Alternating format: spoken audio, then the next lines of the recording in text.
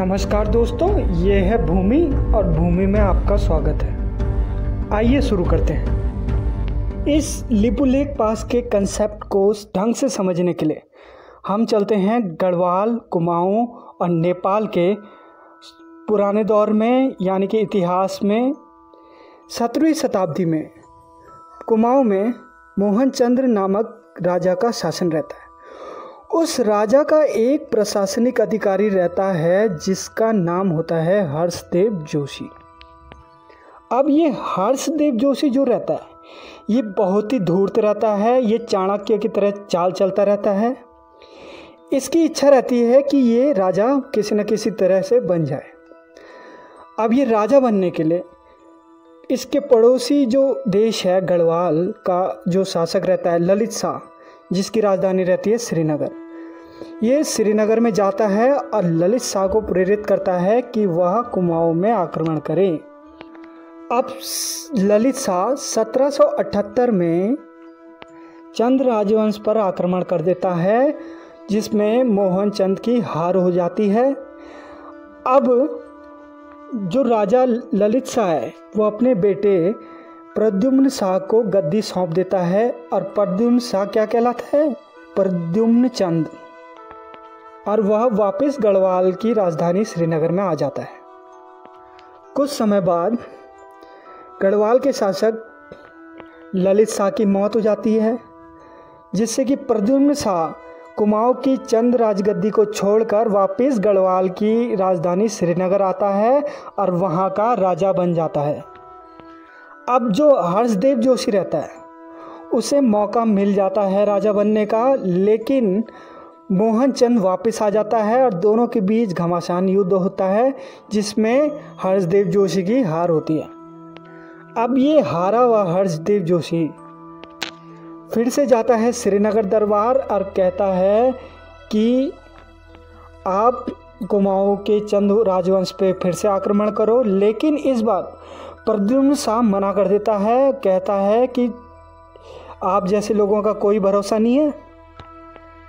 इससे रुष्ट होकर अब हर्षदेव जोशी के पास कोई चारा नहीं बचता, तो वो जाता है नेपाल मदद मांगने। अब नेपाल के गोरखा प्रशासनिक रूप से बहुत मजबूत रहते हैं। वह सैनिक रहते हैं, प्योर सैनिक, और सैनिक शासन रहता है उनका पूरा। वहाँ का एक जनरल रहता है जो बहुत ही योग्य रहता है, जिसका नाम रहता है हस्तिदल चौतरिया। अब कुछ नेपाल के बारे में भी जान लेते हैं। नेपाल में 17वीं शताब्दी में लगभग सिंह प्रताप शाह का शासन रहता है। उसकी मृत्यु के बाद बहादुर शाह गद्दी में बैठता है, जो कि अल्पवयस्क रहता है। अल्पवयस्क भी नहीं रहता है, बच्चा ही रहता है वो 2.5 साल का, तो जो कि राजनीतिक कार्य में ध्यान नहीं दे सकता। इसीलिए उसकी माता इंद्रलक्ष्मी उसकी संरक्षिका बनती है। इंद्रलक्ष्मी के शासनकाल में, या कहें रण बहादुर शाह के शासनकाल में, वे लोग असम, जुमला राज्यों को जीतते हुए डोडी के राजा पृथ्वीशाह को अपनी गद्दी से निष्कासित कर देते हैं, यानी कि वो पश्चिम की ओर बढ़ते रहते हैं। अब लुमजुंग ताहन को जीतते हुए वो पहुंच जाते हैं काली नदी के 24 और 22 के रजवाड़ों के सातून उर्ग, राधन, दरकी, मस्कीट आदि रजवाड़ों में, तथा इन्हें भी अपने अधीन कर लेते हैं। अब इनकी सीमा मिल जाती है काली नदी में चंद राजाओं से। अब जहाँ जहाँ सीमा मिलती है तो वहाँ तो विवाद होगा ही होगा। अब इससे पहले हर्षदेव जोशी वहाँ गया था। अब इन दोनों की मिलीभगत से 1790 में ये कहाँ आक्रमण कर देते हैं? ये कर देते हैं चंद राजवंश में आक्रमण। मोहन चंद की हार हो जाती है। इसके बाद इनकी नज़र पड़ती है गढ़वाल में। गढ़वाल में चमोली के गैरसैंण में एक दुर्ग रहता है जिसे कहते हैं लंगूरगढ़ का दुर्ग। यहाँ प्रद्युम्न शाह तैयार बैठा रहता है कि कब गोरखा आएंगे और कब युद्ध होगा। तो 1791 में गोरखा लोग इस दुर्ग में आक्रमण कर देते हैं। जो कि भयंकर युद्ध होता है और ये युद्ध चलता है ठीक 1 साल। 1792 में दोनों की संधि होती है, क्योंकि नेपाल में अब चाइना का आक्रमण होता है। क्योंकि भैया ये चाइना का आक्रमण इसलिए होता है कि नेपाल के लोग, गोरखा लोग, इन्होंने क्या किया था, तिब्बत पर आक्रमण किया था और वहाँ के कुछ जगहों को लूटपाट मचा के ये वापस आ गए थे। अब जो चाइना है, इसने संधि कर रखी थी तिब्बत से कि आपको कोई छेड़ेगा तो हम देख लेंगे, इसलिए इसने सीधा नेपाल पे आक्रमण किया। लेकिन कुछ समय बाद ही परिस्थिति बदली और गोरखा लोग, अब जो चाइना है वो वापस चले गया और गोरखा लोग हो गए फ्री। अब ये जो श्रीनगर की संधि इन्होंने की थी, जिसके अनुसार जो 1792 में इन्होंने संधि की थी, जिसके अनुसार 3000 रुपये जो प्रद्युम्न शाह है वो नेपाल दरबार को देगा और श्रीनगर दरबार में एक राजनायक रखा जाएगा, उसे का उल्लंघन करने लग जाते हैं। लेकिन गढ़वाल का दुर्भाग्य देखो, 1803 में यहाँ भयंकर भूकंप आया, जिससे भारी जान माल की हानि हुई। माल की मतलब मनी की हानि हुई, जान की मतलब लोगों की हानि हुई। जिन लोगों ने सेना में भर्ती होना था उन लोगों की हानि हो गई और जान माल मतलब पैसे की हानि हो गई। उसके 1 साल बाद 1804 में गोरखाओं ने सीधा आक्रमण कर दिया श्रीनगर में। उनको लाभ मिला ना इसका। अब जो प्रद्युम्न शाह है वो वहाँ से तुरंत भाग निकला देहरादून में। अब देहरादून में भागा तो कुछ समय बाद खुड़बुड़ा नामक स्थान पे गोरखाओं के सेनापति और प्रद्युम्न शाह के बीच भीषण युद्ध होता है, जिसमें कि प्रद्युम्न शाह मारे जाते हैं। और इस प्रकार 1804 में संपूर्ण कुमाऊं और गढ़वाल क्षेत्रों में गोरखाओं का राज हो जाता है स्थापित। ये जो बातें हैं मैं आपको बहुत शॉर्टली बता रहा हूँ, क्योंकि इतिहास बहुत डीप होता है। एक एक चीज़ बताऊँगा तो ये बातें बहुत लंबी जाएंगी। अब प्रद्युम्न शाह का बेटा रहता है सुदर्शन शाह, जो अपने राज्य को यानी कि गढ़वाल रियासत को फिर से पाने के लिए झटपटाता रहता है और वो इसलिए अंग्रेज़ों से मदद मांगता है। अब अंग्रेज़ों को तो मौका चाहिए था। इसके अलावा अंग्रेज़ लोग पहले ही चाहते थे नेपाल से उलझना, क्योंकि उनको तिब्बत के लिए व्यापार के लिए रास्ता चाहिए था। वो चाइना और तिब्बत से व्यापार करना चाहते थे, उसके लिए उनको रास्ता चाहिए था। नेपाल जो है, पूरे नेपाल रीजन में गोरखाओं का राज है, तो कहाँ से मिलेगा, इसलिए उन्होंने इसमें कई बार बातें भी की थी उनसे। इसके अलावा वो साम्राज्य विस्तार भी करना चाहते थे। और वेलिज़ली की सहायक संधि वो तो आपने पढ़ा ही होगा। नेपाल का एक और शासक था जिसका नाम था जयप्रकाश मल। उसने भी अंग्रेज़ों से मदद मांगी थी, जो पश्चिमी नेपाल का एक राजा था। अब देखो यहाँ पे कई लोग, कई रजवाड़े अंग्रेज़ों से मदद मांग रहे हैं गोरखाओं के लिए। तब अंग्रेज़ों ने 2800 सैनिक कैप्टन किनले के नेतृत्व में नेपाल भेजे। अब वो सैनिक नेपाल चले तो गए, लेकिन उनमें ज़्यादातर मारे गए। इसके अलावा 1794 और 95 के दौरान भी कई सैनिक भेजे गए, उनका भी कोई अता पता नहीं है, उनमें भी उनको सफलता नहीं मिली। अब ये जो वेलिज़ली है, इसकी सहायक संधि थी, तो ये अपनी सहायक संधि के अनुसार नेपाल पे कब्जा करना चाहता था, ताकि उसको तिब्बत और चाइना से व्यापार में सहूलियत मिले और एक रास्ता मिले, जो कि हिमालयन राज्यों पे कब्जे के बिना बिल्कुल भी पॉसिबल नहीं था। अब 1803 में सहायक संधि मनाने के लिए वेलिज़ली ने नेपाल में कैप्टन नोक्स को भेजा, लेकिन इस बार भी उन्हें कोई सफलता नहीं मिली। उसके बाद वेलिज़ली हट जाता है और आ जाते हैं सर जॉर्ज बाले, गवर्नर जनरल। उसके बाद आते हैं मिंटो, उसके बाद आते हैं हेस्टिंग्स। अब इस बीच एक संधि को याद रखना, 1765 में शाह आलम द्वितीय, निजामुद्दौला और क्लाइव के बीच एक इलाहाबाद की संधि हुई थी, जो बहुत महत्वपूर्ण संधि है और बहुत फेमस संधि है, जिसके तहत बंगाल, बिहार, उड़ीसा की जितनी भी दीवानी अधिकार हैं वो अंग्रेज़ों को सौंप दिए गए थे। यानी कि टैक्स तो अंग्रेज़ लेंगे, लेकिन प्रशासनिक कार्य या शासन जो है वो निजाम करेगा या फिर शाह आलम करेगा। अब गोरखाओं ने क्या किया? यूपी के बुटवल में एक परगना में 22 गांव थे, जिसकी दीवानी का अधिकार अंग्रेज़ों के पास था। जहां का शासक था पृथ्वीपाल को नेपाल में अपने यहाँ बुलाकर उसको मार दिया और 22 गांव में आक्रमण करके पूरी तरह क्षतिग्रस्त कर दिया। अंग्रेज़ों को वहां से दौड़ा दिया गोरखाओं ने और उसमें कब्जा कर लिया। अब जो टैक्स का अधिकार है वो तो अंग्रेज़ों के पास है। अब जब हित टकराते हैं तो भाई दुश्मनी तो होती ही होती है। इसके बाद हेस्टिंग ने सोचा कि चलो पत्राचार किया जाए, तो पत्राचार किया उन्होंने विक्रम शाह से, परंतु विक्रम शाह कोई जवाब भी नहीं देता था हेस्टिंग्स को, क्योंकि भैया गोरखा थे ही ऐसे, गोरखा अपनी ही चलाते थे। अब क्योंकि वहाँ था सैनिक शासन, सैनिक रूल करता था पूरे नेपाल को।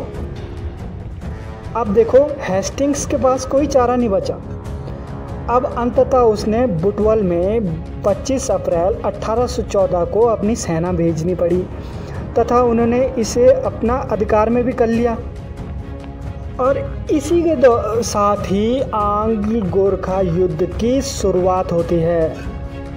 अब जब पुनः अधिकार कर लिया तो भैया गोरखा बहादुर होते हैं, वो पुराना उन्होंने क्या किया, 29 मई को जल्द ही बुटवल में आक्रमण कर दिया और उसमें पुनः अधिकार कर लिया। अब अंग्रेज जानने लगे थे गोरखाओं को कि गोरखा तो मानने वाले नहीं, हमने पत्राचार किया, कई राजा हमारे पास आए, हमने युद्ध किया, कभी हम जीते कभी हम हारे, क्योंकि नेपाल में कई अभियान जा चुके थे, उसमें से उनको सफलता नहीं मिली थी अभी तक अंग्रेज़ों को। इसलिए अब उन्होंने अपनी प्लानिंग स्टार्ट की। जैसे वो स्वभाव से थे, उनके पास बहुत सारे रिसोर्सेज थे, उन्होंने काफ़ी जगह कब्जा किया था, उन पे तोपें थी, गोरखाओं के पास तोपें नहीं थी, वो खुंखरी से लड़ते थे, बंदूक से लड़ते थे बस, और आधुनिक हथियार भी नहीं थे। अंग्रेज़ों के पास बहुत से आधुनिक हथियार थे, सेना में अनुशासन था, लेकिन गोरखाओं पे एक चीज़ थी, गोरखाओं पे थी भैया बहादुरी। वो बहादुरी से लड़ते थे और जान देने से भी नहीं डरते थे वो। इसीलिए तो गोरखाओं ने नाहन, जो हिमाचल में है, गढ़वाल, कुमाऊं, नेपाल, गोरखपुर के कुछ इलाके, यहाँ तक कि सिक्किम तक पहुँच गए थे। इतना बड़ा साम्राज्य इन्होंने फैला दिया था। अभी तक बहुत कम लोग हैं जो गोरखाओं के इतिहास के बारे में बात करते हैं, उनकी बहादुरी के किस्से अभी तक छुपे हुए हैं लोगों से, जबकि सिख लोगों के जो बहादुरी के किस्से हैं वो जग जाहिर हैं। लेकिन ऐसा नहीं है कि गोरखा बहादुर नहीं थे, वो बहादुर थे। अब देखिए आगे। अब हेस्टिंग्स क्या करता है, नाहन में मेजर जनरल ऑक्टनोली को भेजता है, उसी के साथ देहरादून में गैलेक्सी को भेजने लगता है और गोरखपुर से उसी टाइम आक्रमण करता है, जिसकी कमान होती है मेजर जनरल वुड के हाथों। और एक चौथी जगह और होती है जहां से वो आक्रमण करता है, जहां का जो नेतृत्व रहता है वह रहता है मेजर जनरल माल्ले के हाथों में। अब 4 जगह से वो आक्रमण कर रहे हैं और नेपाल के गोरखाओं को बुरी तरह से घेर रहे हैं। देखो क्या होता है। पहली बात करते हैं नाहन की। अब नाहन में उनका एक बहादुर जनरल रहता है जिसका नाम रहता है अमर सिंह थापा, जिसने गढ़वाल में अधिकार किया था, जो आगे बढ़ता ही जा रहा था।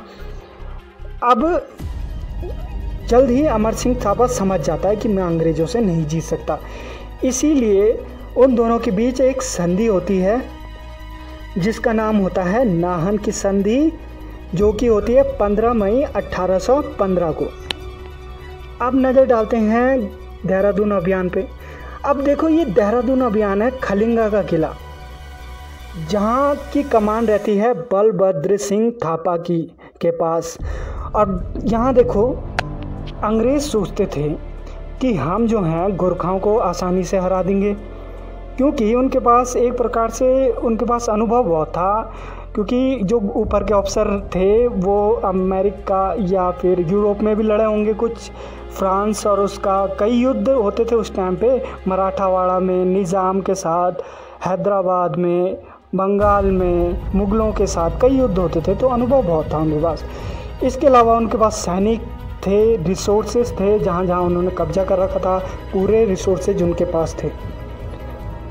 अब यहाँ पे सबसे बड़ी बात जो गौर करने वाली है वो है कि जो गोरखाओं के पास केवल 600 सैनिक रहते हैं और अंग्रेज़ों के पास रहते हैं 10,000 सैनिक, और वो किला पूरी तरह घेर लेते हैं। उससे पहले गैलेप्सी गुप्त संदेश भेजता है बलभद्र सिंह थापा को कि भैया हार मान लो, अब आ जाओ बाहर, हम तुम्हें जाने देंगे। लेकिन बलभद्र सिंह थापा ठुकरा देता है और गुस्से में कहता है कि हम तो भैया युद्ध करेंगे, बस हमारा तो यही है, और वो झुकता नहीं है। अब दोनों के बीच युद्ध आरंभ हो जाता है, घमासान। गोरखा इसी बीच कई अंग्रेजी सैनिकों को मार देते हैं, गोरखाओं को भी नुकसान होता है। अब जब अंग्रेजी सेना मारी जा रही है तो थोड़ा खौफ का माहौल भी उस सेना में रहा होगा। गैलेप्सी ने देखा कि गोरखा तो हार नहीं रहे, उन्होंने किले में भारी गोलाबारी स्टार्ट कर दी। अब गैलेप्सी के उसमें थोड़ा सा घबराहट तो होगी, जब ये गोरखा हार नहीं रहे हैं, तो हार के डर से उसने अफसरों से और सेना मंगवाने का आग्रह किया। अब जो सैनिक आते हैं वो होते हैं पठान सैनिक, जो प्योर जाति होती है सैनिकों की, माना जाता है जिन्हें, वो आते हैं 1300 के करीब सैनिक आते हैं, 300 के करीब घुड़सवार आते हैं और 5 तोपें आती है। इसी दौरान एक गोली उड़ते हुए आती है और गैलेप्सी का काम तमाम हो जाता है। गैलेप्सी मौत को गले लगा लेता है। अब लीडर मर गया, तो लीडर जब मर जाता है तो जो सेना होती है तो वो डिमोटिवेट हो जाती है। लेकिन अंग्रेज़ों के पास इंसानों की कोई कमी नहीं थी। उसके बाद आते हैं कर्नल होवी।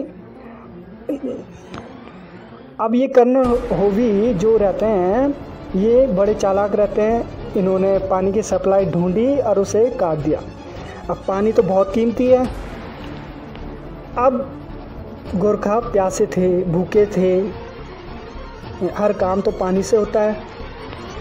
अब बलभद्र सिंह थापा एक डिसीजन लेते हैं, अपने बचे हुए 70 सैनिकों के साथ दरवाज़ा खोल देते हैं और दरवाज़ा खोलते ही वो लड़ने लगते हैं। दरवाज़ा खोलते ही कुछ टाइम बाद बलभद्र सिंह थापा बाहर आते हैं, तो कुछ स्रोत कहते हैं कि वो बाहर आते हैं, पानी से प्यास बुझाते हैं और सीधा चले जाते हैं। अंग्रेज़ों ने कुछ नहीं कहते और वो जाते हैं और रणजीत सिंह, महाराजा रणजीत सिंह, पंजाब के शासक के जो सेना है उनकी सेना में भर्ती हो जाते हैं।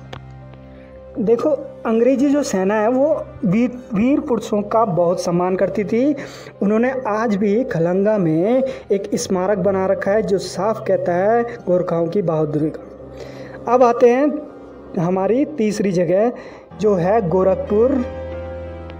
अब गोरखपुर में जो है आक्रमण की कमान रहती है मेजर जनरल वुड्स के पास और गोरखाओं की तरफ से रहते हैं परशुराम थापा।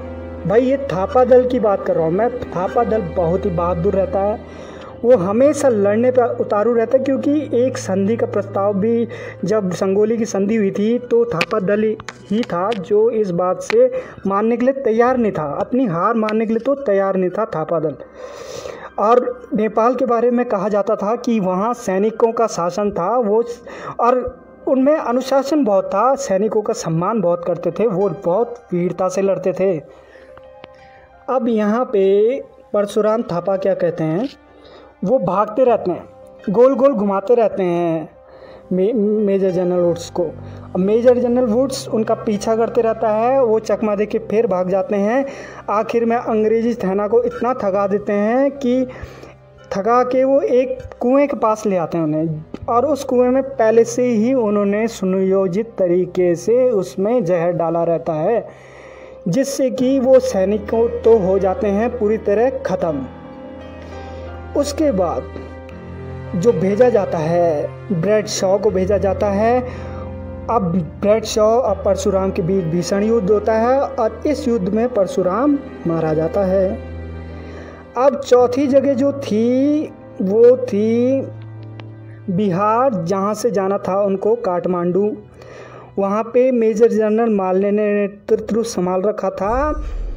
अब ये जो काठमांडू जाने का रास्ता था, ये तो वैसे भी दुर्गम क्षेत्रों से जाएंगे घाटी में, वो वहाँ पहुँच पाए नहीं पाए, लेकिन वो भारी रूप से असफल रहे और भारी जान माल की हानि उनको उठानी पड़ी।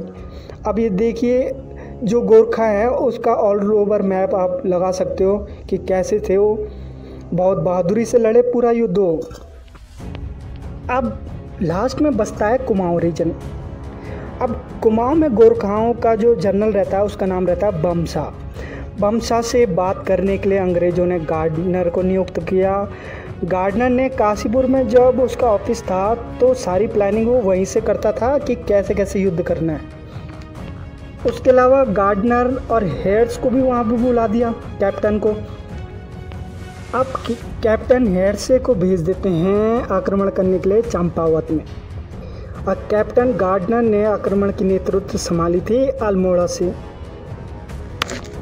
अब नैनीताल के टिकली में घमासान युद्ध होता है और टिकली जीत लेता है गार्डनर। उसके बाद कटारमल भी जीत लेता है, उसके बाद ताड़ी खेत भी जीत लेता है और वो वहाँ रुक जाता है, वो नहीं जाता सीधा सीधा वहाँ ऊपर। अब हेड्से चंपावत पहुँच जाता है, हेड्से की बात हो रही है, जहाँ उसका सामना होता है महावीर थापा से और भीमसेन थापा से, जिसके साथ युद्ध में वो जीत जाता है। लेकिन एक दर्रा रहता है कुसुम घाट के दर्रे में, हेड्से का इंतजार कर रहा रहता है गोरखाओं का सबसे योग्य, सबसे खतरनाक सेनापति हस्तिदल चौतरिया। यहाँ पे हस्तिदल चौतरिया और हेड्से के बीच में घमासान युद्ध होता है, जहाँ हस्तिदल चौतरिया कैप्टन हेड्से को हरा देता है और हराने के बाद उसे कर देता है कैद और संदेश भेज देता है कि तुम्हारा आदमी अब मेरे हवाले है, जान प्यारी है, तो चले जाओ यहाँ से वापस। लेकिन यहाँ देखो, कम्युनिकेशन लाइन जो अंग्रेज़ों की रहती है किसी भी युद्ध में, वो बहुत ही तेज़ रहती है और सीधा खबर चली जाती है हेस्टिंग्स के पास, और वो अपने सबसे चुने हुए जो लीडर रहता है निकोलसन, कर्नल निकोलसन को भेज देता है रिप्लेसमेंट पे।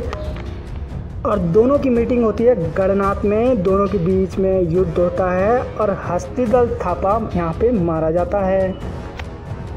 अब उनका मेन ठिकाना रहता है लाल मंडी। 27 अप्रैल 1815 को लाल मंडी के युद्ध में कोई परिणाम नहीं निकलता और यहाँ पे संधि हो जाती है, जिसमें गोरखा मान जाते हैं कि वो वापस जाएंगे। अब क्या होता है, संपूर्ण कुमाऊं और संपूर्ण गढ़वाल क्षेत्रों में अधिकार हो जाता है अंग्रेजों का। अब इसके बाद आती है संगोली संधि, जो दिसंबर 1815 में बिहार के अंदर संगोली नाग के दुनही गांव में करी गई थी।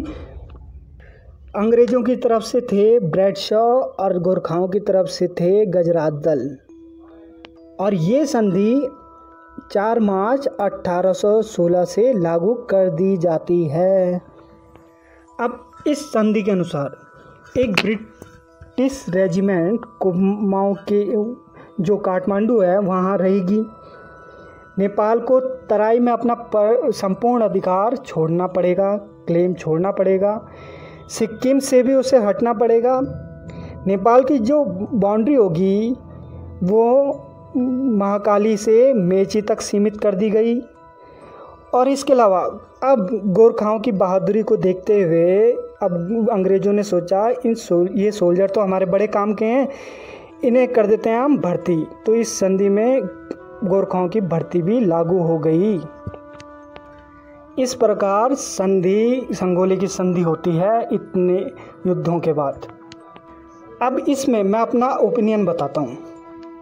अब ये जो कालापानी लिपुलेख ओलंपियादुरै है, ये जो है 1860 में, इससे पहले ये नेपाल के ही इलाके में माना जाता था, लेकिन अंग्रेज़ों को चाहिए था कि चाइना से व्यापार करना है, तो 1860 में अंग्रेज़ इस जो इलाके को अपने मैप में शामिल करने लगे और तब से यह इंडिया के पास ही है, यही पूरा इलाका।